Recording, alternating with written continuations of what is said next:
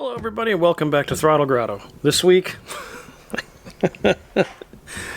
you're just going to have to watch. Stay tuned.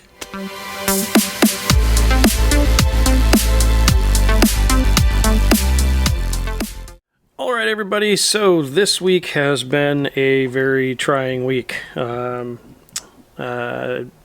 of work going on around here. Unfortunately, not much of it on the car. I do have car updates, but I'll get to those in a minute. So, I'm working on the house. Got new roof on the garage, new roof on the house.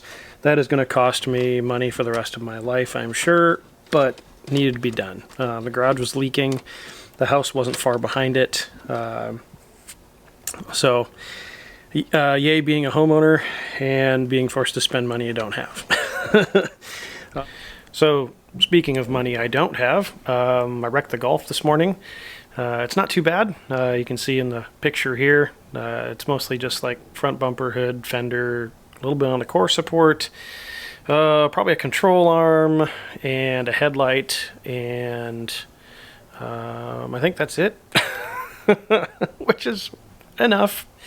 And oh, wheel and tire. Yeah, wrecked a wheel and tire too. So, pretty much a glancing blow. Yeah, first accident I've ever had. So I'm a little disappointed about that. But yeah, so that's that's been the morning. The reason I was out running around in the Golf is because I'm getting very close to figuring out a solution to why the NX won't shut off. So one of the things I did this week was completely tear the whole dash apart, and I've put some of it back together since. But and I got a digital copy of the field factory service manual, and there's a bunch of troubleshooting stuff in there for electrical. And I went through and tested the grounds off the ECU, the power off the ECU, continuity off the ECU, continuity of the ECS relay, which is ECCS relay, which is basically the ECM relay, and all that was good. The only thing that's weird is that the ECU is not shutting off the ECCS relay, which basically the ECU, after it's done doing its thing, tells the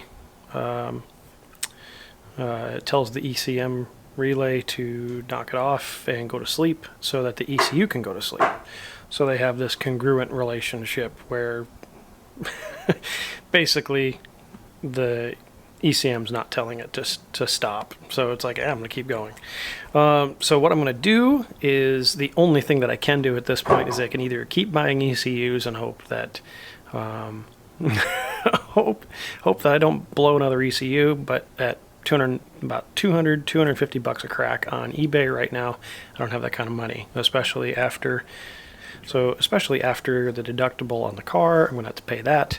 I've got roofing payments that I'm going to have to make. So basically, I'm beyond broke. So that's what I'm going to do today. Is I'm going to put in a switch, and I'm going to see if that solves my problem. If it does, awesome. Then I can at least shut the car off with the key and then a manual switch to kill the power to the ECU. So I'll show you what's going on. Okay, so here's the issue with the car. Put the key in the ignition, and let's see if I can... Sorry, steering's locked. Okay, so I put the key in the ignition, turn it on, all the dash lights come on, and everything's normal, right? If I were to go start it right now, it would crank over and do exactly what it's supposed to. So now, I go to take the key out. Dash lights are still on. So I've got battery light, oil pressure, check engine, doors open, and brake that are still on. Now, if I reach down here, which is where the ECU is mounted, and this is the ECU power relay. Let's see here if I can do this one-handed. Pull out the ECU relay, power goes out, which is exactly how I turned the car off when I was at Dirtfish. So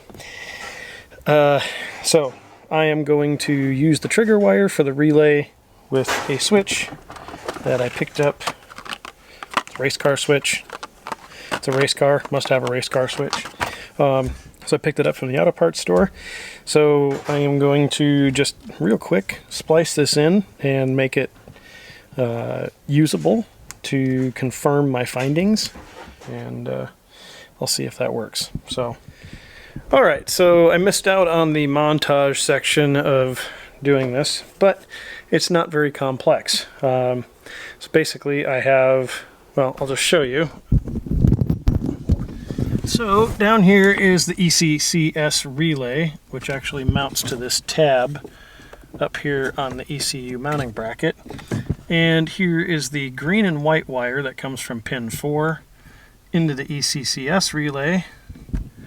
And then I will plug in a ECCS relay like that. I will turn on race car switch, because race car. I will find the key.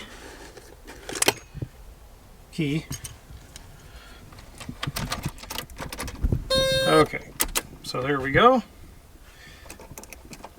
Lights on like they have been.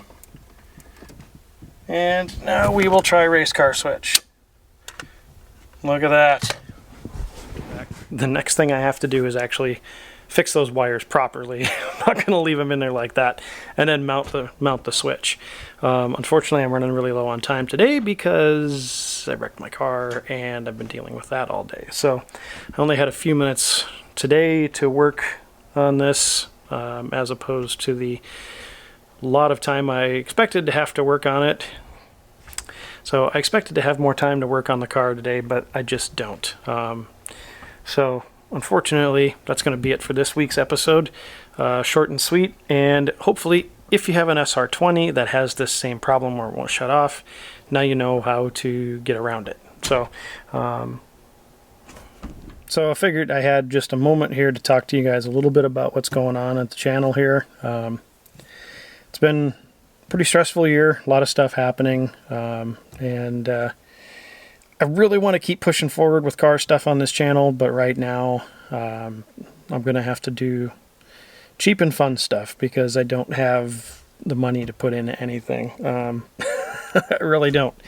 It's kind of stressful when other channels have supercars and buying new cars and buying product and doing all that kind of stuff. So this is the grind. This is the hard part of doing YouTube. This is the hard part of life. You know, it's been a really tough year, and I keep adding things to make my year more tough. So,